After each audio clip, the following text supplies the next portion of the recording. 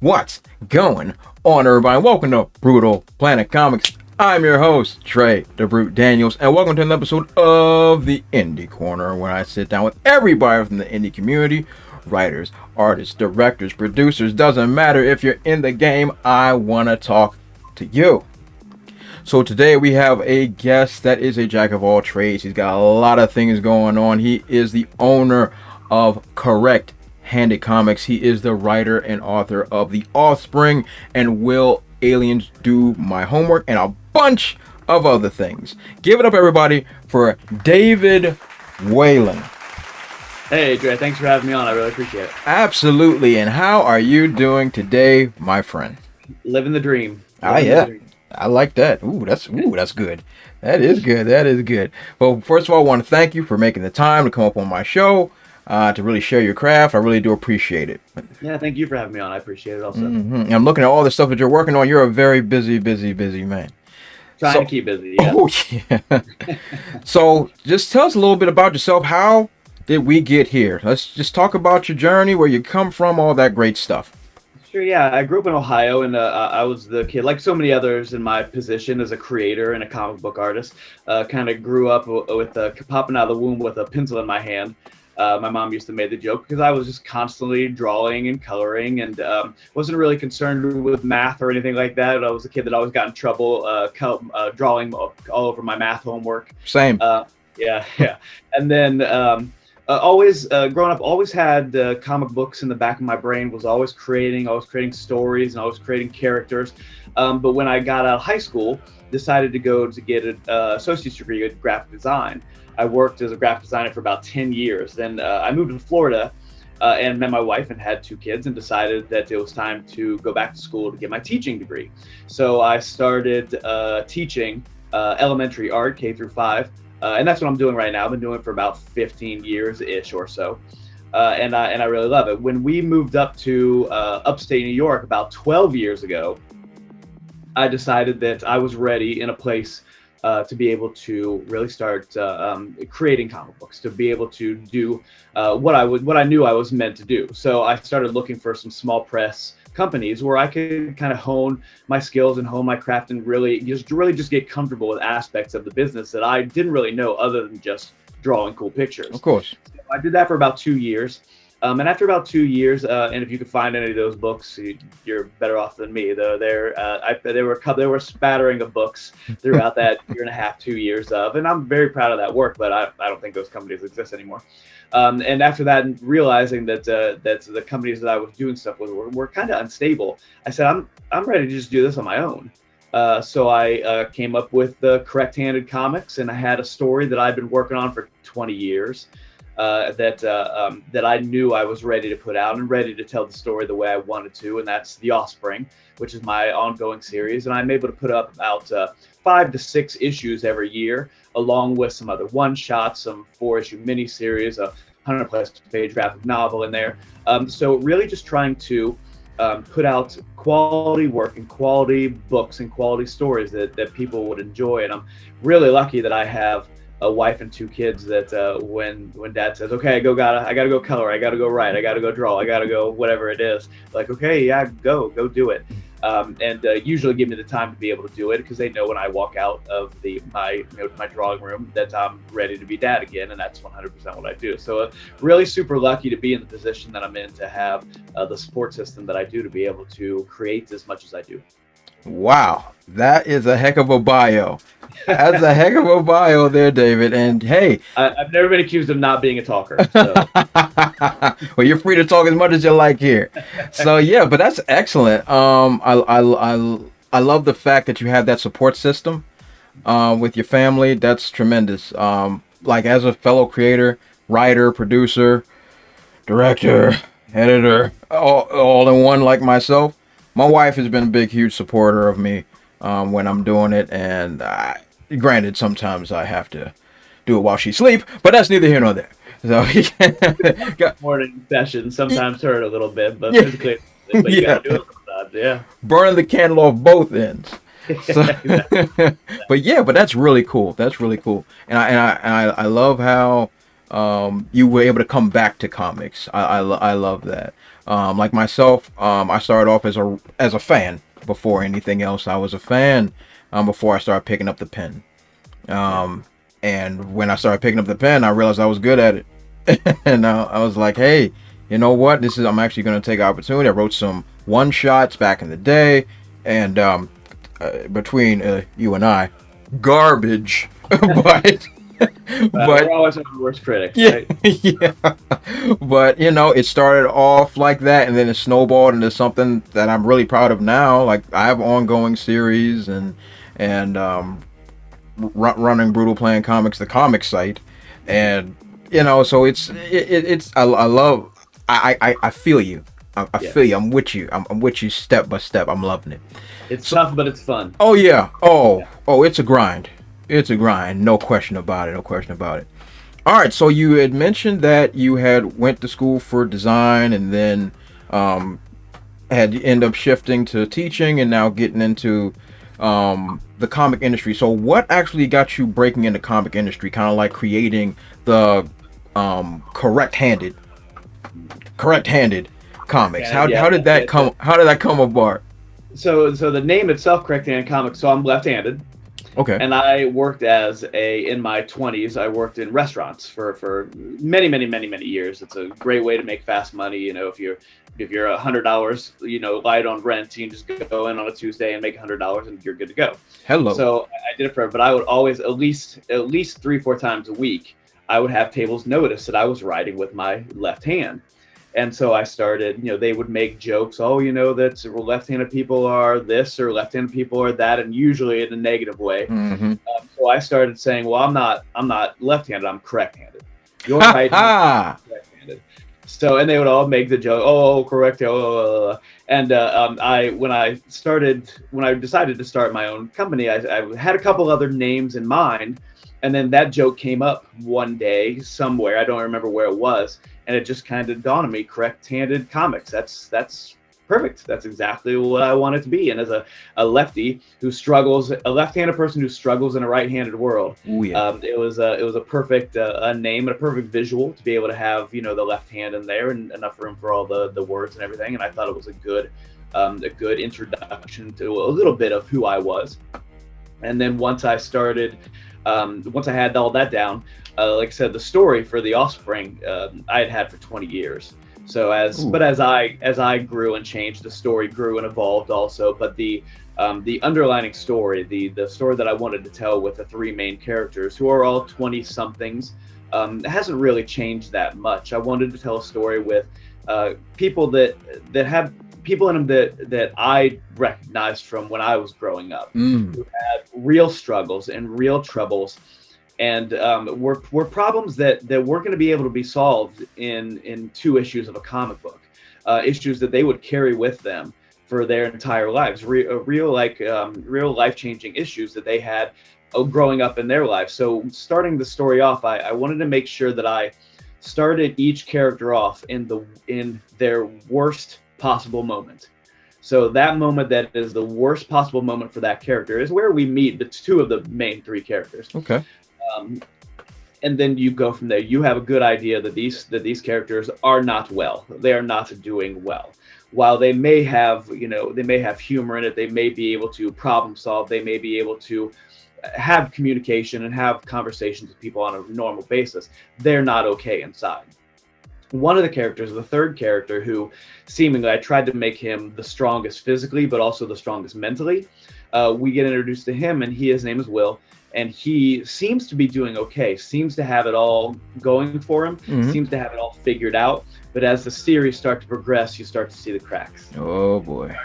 You start to notice while these other 2, Vince and Sarah, the other 2 characters, are just a mess. So they're kind of leaning on Will for that strength. You start to notice that Will isn't as strong as he's letting everybody think he is. And it was that dichotomy of these 2 characters who are clearly a mess, and then this one character who you think has it all together, but is clearly a duck on the pond. On the surface he's nice and smooth, but underneath he's going crazy. It was that dichotomy of how people handle these situations and how people handle their own problems in life that I really wanted to show. And then mixing it up in there with monsters and craziness and fighting and demons and all that kind of stuff too. So the joke I like to tell with the Offspring is that they're fighting demons on the outside and on the inside. Facts. I like that. And when I was checking out the premise for the Offspring, I was like, hey, I like it piqued my curiosity when I was just looking at the cover, because like when I've looked at the cover for your 1 through 13 novelization, The omnibus, yeah. I was looking at it's kind of funny. I was looking at the cover, and there was a game years ago for the Sega Genesis called Eternal Champions. I don't know if you've ever played it. It was a platform fighting game, and basically like everybody's like turns to monsters and whatever, and everybody fights.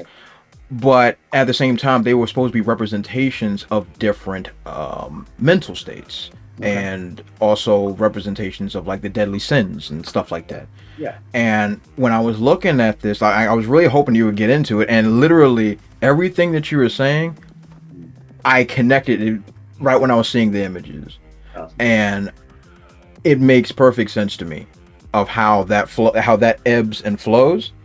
And I was just, as you explained it to me, I'm like, yep, everything about that makes sense. Because you never know what somebody's fighting on the inside, no matter how strong they may look or how powerful they may seem. Like the strongest among us may be the most wounded of us all. So I love that premise. That's great. Yeah, that's definitely something that I really like to bring in and out of the series. You try not to drive it home too much, because some of that stuff is very, very deep, and you don't want to drive people away with them. But it's always an underlining thing. I like to say that now I make jokes like, if somebody comes up and say, oh, my back is always hurting, or oh, my foot is always hurting, I'm like, well, now that's just a friend that accompanies you on the journey. There's nothing you can do about that. Yeah. So with these characters, their pain is something that's not going to be able to be fixed. That pain is just a friend that accompanies them on the journey, and that they'll have with the rest of their lives. And it's that idea of moving forward, even though you don't, on some level, sometimes don't want to move forward. Exactly. And that's really the journey that these kids are going under. And as 20-somethings, they're flawed, and they have no idea what they're doing. Not that most people do, but they don't even know where to go next. So the three of them being physically and mentally connected on some level, because of who they are, it's really this different dichotomy of how these kids see a problem and how they attack it from different angles. Actually physically attacking, fighting demons, but then attacking their own mental problems from different angles. Some is ignore it, some is face it head on, some is I'm going to crack a joke, and we're all going to laugh about it, and we're going to continue to move forward and try to laugh instead of cry. I'm with it. Yeah. I say that. Oh my God, David, me and you, we like this. We like this. I say that all the time. You better laugh hard, baby, or you're gonna cry even harder. So yeah, that's sweet. I like everything about that. That is a really, really good premise. And how long has that series been ongoing? So I am working on issue 17 right now. I've got issue 1 through 16 out. The omnibus is 1 through 13. And I'm calling that season 1. Okay. So it's really is a kind of a whole span of the genres that I want to be able to tackle in season 1. So you've got monsters, and you've got these demigods, and you've got the serious social issues, and you've got all that stuff going on from issue 14, 15, and 16. Because I really love time travel stories, and the time travel is going to continue to come in throughout the series. They time travel into the American Civil War. All right. And for a very specific reason. But it's really giving it. First of all, I love studying history and love studying the American Civil War. Same. Yeah, and it gives them a chance to be able to see these characters in a different light, in a different situation, and how they would handle these, in some cases, even deeper situations, even deeper problems that they were handling in the 21st century that we're living in right now. So it was when I thought of the idea of time travel them back into the Civil War. This was 15 years ago. And to be able to finally have that 3-issue story arc come to life was for me, it was just the affirmation for me that I need to keep going, that I'm not going to stop. Even if somebody tears my arms off, I'm still going to figure out a way to do it. Exactly. And isn't it a rewarding feeling? So good. It's so good to be able to see the thing that you've had in your brain for so long and be able to pick it up and hold it and be able to know that it came out the way you wanted to come out. So once issue 13, 14, and 15 came out, issues 16 and 17 are again just shaping up to be exactly what I want it to be. I'm super excited about the next group of story arcs because it dives a little deeper into some of their social and emotional problems that they're doing, trying to like move forward, but not solve problems, because like I said, some of them aren't going to be solved. It's just going to be something that you have to live with and deal with. Cope and deal. Yeah. So and under the guise of monsters. So it's again the next couple story arcs. I'm very excited to be able to get them out, and they're going on a road trip. It's I like having those like different things where we're constantly changing the setting, and the genre. I really came up with the idea of the Offspring to be able to change genres from time to time also. So sometimes it's monsters, sometimes it's time travel, sometimes it's more action adventure, sometimes it's having the flexibility to be able to do those different kind of stories, which is really fun for me, and I love it. That is brilliant, and I love all of that. That is great. Do you have, I might be poking the bear a little bit, but do you have release dates? 17 is going to come out, crossing fingers, at the beginning of the school year. Sometimes it's tough, but the end of October is 17. So issues 1 through 16, they're all up on Comixology. They're all up on Amazon, for print and digital. So you can get those copies there. Issue 17 is coming out the end of October. Okay. Fingers crossed. I'm moving pretty steadily on it, so I think I'm going to be able to do it. Oh, trust me, I know the feeling. I do the same thing. I'm like, November, baby, November. Excellent. But I will definitely leave a link in the description section below of your Comixology for everybody check out that issue. That Offspring sounds dope, so they definitely want to check that out. So I want to jump into the past a little bit. I want to talk a little bit about some of your other things that you had worked on, because I was looking at your gallery, and it is expansive, and I love an expansive gallery. You got the Will Aliens Do My Homework, the I Won't Stop One Shot, the Sock Hop Killer, the Shady Lady. You got a lot happening here, my brother. And one thing that really stood out to me when I was seeing these covers was the Sock Hop Killer.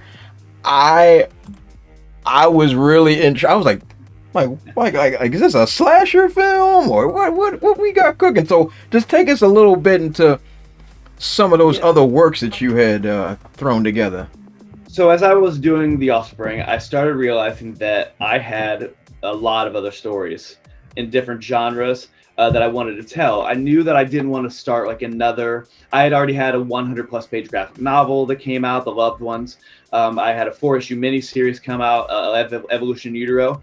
And I knew that with creating Offspring and trying to keep it 5 to 6 issues a year, I couldn't really focus on a 4-issue miniseries or a 100+ page graphic novel. So I thought what a great way to be able to get out more quick stories is to do some 24-page one-shots. So I kind of went down my list of the kind of stories that I wanted to tell, and I realized that I had probably 15 or 16 stories that could easily be told in 24 pages, while still having more between the lines. There's I like to say that there's more there. So for any of the one shots that I have, there's clearly more story. There's clearly more things that can be told, so more things to be said about those characters. But I like the one shots because it's a chance to be able to introduce people to different genres that I liked growing up, and that I was excited to tell stories about. So the first one I came out with, oh my gosh, it was 2 years ago now, was Shady Lady. Okay. And big Shady, that was the first one that came out. And I'm a big fan of like Twilight Zone, Alfred Hitchcock Presents, that kind of stuff. I really love that kind of stuff, and I wanted to tell like a dark noir thriller, but have it be very, very much contemporary. So with a lot of the social issues that unfortunately the world is dealing with now. So so I had a heroine that was clearly, again, very flawed, but she is trying to go about her life, trying to keep it together in her own life, but also noticing that she has the ability to be able to help people throughout. So it's really the sock hop killers, tiny little vignettes of the social problem. So the good guy and the bad guy in that social problem, and then the shady lady who I never name. I like the idea that she never really has a name. She who shall not be named. Yes, and it might later on if I do some stuff. I have more stories for her, but we'll see if I get them out. But her to be able to kind of insert herself into these situations and say what people would want to say in those situations. If you were just a bystander seeing that thing happening, how people who have a conscience and have morality want to how would they interject themselves into those situations? So as the story goes on and she's seemingly righting wrongs, we start to weave in a little bit about her past and a little bit about the problems that she had. And it ends, I think, very, very, very Alfred Hitchcockian. I think it ends very drastically, very dramatically. But again, it leaves a lot of room for more things to happen.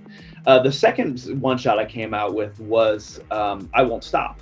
Okay. Which is a very is on the front of it a very traditional superhero story, but I didn't want to just tell a traditional superhero story. I almost didn't do it because I felt like superheroes are just so done now. You know what I mean? It's done so much by people with more influence and more resources than I have. But as I was fiddling around with the plot a little bit, I figured out a way to do it in a way that I thought was completely different, in a story that I had never seen before. Okay. It's about a superhero who has a tragic thing happen to them in their life, and they decide that they are going to forego any kind of real life, any kind of alter ego, any kind of day job or anything like that, and they're just going to superhero 24 hours a day, 7 days a week, because they don't want anything else to happen to the human beings that they're trying to protect. So it really is, for me, it's a psychological breakdown of the superhero idea, the idea of a superhero, that with great power comes great responsibility. And where do you draw the line? Where does that superhero say, okay, now I have to sleep? But how many people in his mind? His name is Spiral, the superhero, so that kind of gives you an idea of what happens to him as it goes down. I see. Yeah. Down the drain as it goes down. But he thinks in his brain now, while I'm sleeping, while I'm being selfish and sleeping or eating or talking to friends or whatever, how many people suffer because of my inability or my selfishness or my inability to act? So I think it's a really different kind of thing that inside the superhero genre that I think I came up with a really cool, different kind of story. That's cool. So from there, my third one is Will Aliens Do My Homework?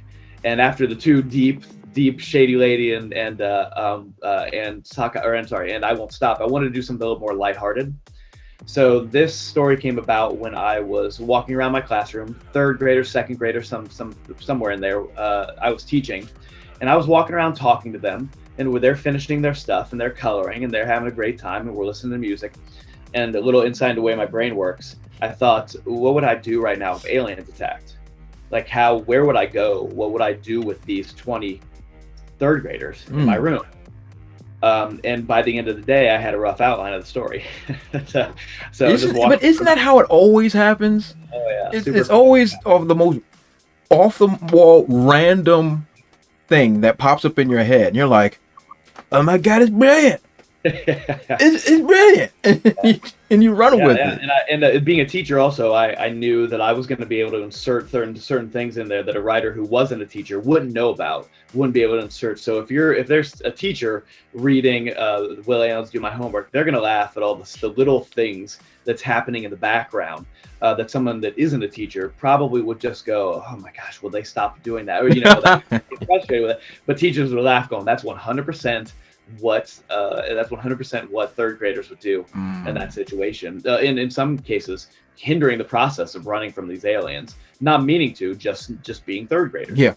And I'm still, again, super proud of the way that one came out. I've gotten a lot of great for aliens specifically. I've gotten a lot of great feedback, and people really telling me that they love the flow of the story, they love the look of the aliens, they love the realness of the kids and the teacher.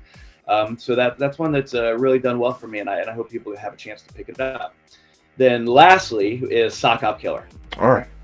And I called up a buddy named his name is Paul Dolsky, and he does a bunch of different sites and a bunch of different podcasts. The Everything Horror podcast is one he does, and I had this idea in my head about a slasher story. I knew it. And I knew that I wanted a little help with it, because while I love doing it by myself, I wanted to collaborate a little bit with someone who I knew was a good. He writes scripts and does B movies and all that kind of stuff. B films. Awesome. He's great. So I called him up and I said, "Hey, I'm kind of struggling with the why. I have the what, I have the character," and I messaged him some stuff, some pictures, and I said, "But I don't really know the why. I haven't been able to wrap my brain about why this sock hop killer is going around killing these people." And again, just collaboration, having a great collaboration, within 10 minutes, we had figured out the why. So 24 pages later, it's a gory, bloody mess in black and white. So it looks more like ink than blood. But I did that on purpose because I wanted to be able to, if I have any of my students that were able to pick it up. Of course, you're thinking like a teacher. I'm with it. They could see it and not be traumatized for life. Yeah. So, but it's got all the tropes that you would see in like a Freddy or Jason or Michael Myers or things like that. And I think a lot of different twists in it also. I think the character of the sock hop killer herself is really different, a really different take on that kind of slasher story and that kind of slasher character. And people keep asking when number 2 is coming out. And quite honestly, I don't know the answer to that. So, but that's always a good sign. Yeah. Oh yeah, that's good. Always a good sign. That's a great problem to have. It's a great problem. Working hard on those one shots, and knowing that I want to keep going with those one shots, but still having other ideas for 100 page graphic novels and a 4-issue miniseries. So just trying to weave it all into the schedule, and it's going well. I love the fact that I have so much to do that I want to get it all out and not sitting there twiddling my thumbs and not knowing what the next step is. And man, I'm trying to tell you, you got more stuff going on than a Russian river. I'm telling you, you got a lot happening and cracking, and I think it's amazing. I was actually able to check out the Will Aliens Do My Homework, and I loved it. I loved it. Of course, there were certain aspects of it, not being a teacher myself, that kind of went over my head because it's an in-joke. I love in-jokes. Even if I don't get them, I love in-jokes. But I love like everything you said. Like the teacher feels like they're real. It doesn't feel like what can I put, like a farcical version of a teacher. Yeah. It actually feels like like if I was a student in that classroom, I'm like, hey. And like when I was looking at how the teacher was reacting, I was having flashbacks to my childhood, and I'm like, "Oh my God, it's Miss Gladden. She's come back for me." You know what I mean? It's. And I very much wanted her to be the teacher that would say, "Enough. Yeah. Thing you're doing. We're not doing that right now. We're doing this right now." Yeah. For a lot of parents, I guess it's just an insight also to what happens in the classroom, also where the teacher is trying to be kind and smile, but also say enough of that. Stop doing that. So it's funny, like it's that line that teachers draw, that tightrope of being kind, being loving, and being supportive, but also saying enough. Yeah, exactly. Yeah, but I love that book. That was really cool. I really liked it. All your work, especially with you being able to sit here and explain it to me, now I'm getting an even bigger picture of all the work, all the things you're doing with your elbow deep in so many projects, and it's still finding a way to work the full-time job and got your family and you got the support, like everything about what you're doing. 2 big old thumbs up, and I love your work. I love what I'm seeing from your work and your team that you have over there. It's great. I love your work, and I think you're doing an excellent job. And I'm gonna leave links to all your good stuff in the description section below. So everybody, check out David's work. It's amazing. So David, the Offspring, we're shooting for October, the end of October. End of October for issue 17. Yeah. Okay, we're shooting for it. So everybody, keep your eyes peeled for Offspring number 17, and check out all the other issues of the Offspring. Support this man's work. He knows what he's doing. I love when somebody knows what they're doing. But once again, I want to thank you so much, David, for coming on to my show and sharing all of your great work. And like you said earlier, I love it when people talk. Anytime I don't have to run my mouth, this is good for me. So I really appreciate you sharing so much of your work and your passion and your journey. I really do appreciate it so very much. Thank you, Dre, for having me on. I do appreciate you taking the time with me. Absolutely. Thank you so much, David. So anyway, everybody at home, that is David Whalen. I am Dre the Brute Daniels. Definitely follow me on all my social media platforms at TheBrute00. You'll see the links. They're right below my face. Click on my face.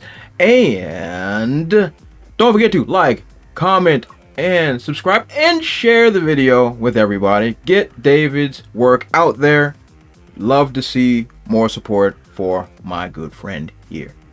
So anyway, this is the Indie Corner. I am Dre the Brute Daniels, and I will catch you all next time. Also, if you want to support my channel, check out spinwiz.com or download the Spinwiz app and check out my comic series Trouble. It was written with a lot of love, and it was definitely my favorite comic series to write. I've also written it in English and in Spanish, so whatever floats your boat, I got it for you. Thanks again, and check it out.